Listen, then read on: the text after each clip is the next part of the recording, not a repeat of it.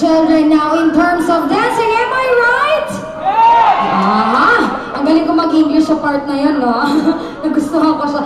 Anyways, hi, good afternoon everyone. My name is Maloy, ayan. I go by the name Mars Maloy, and I'll be your MC for this afternoon's event to dance the Summer Dance Workshop, ayan. Here at MCS or Mater Carmelo School. There you go, everyone. And of course, to officially welcome you all, we would like to call on Sister Emily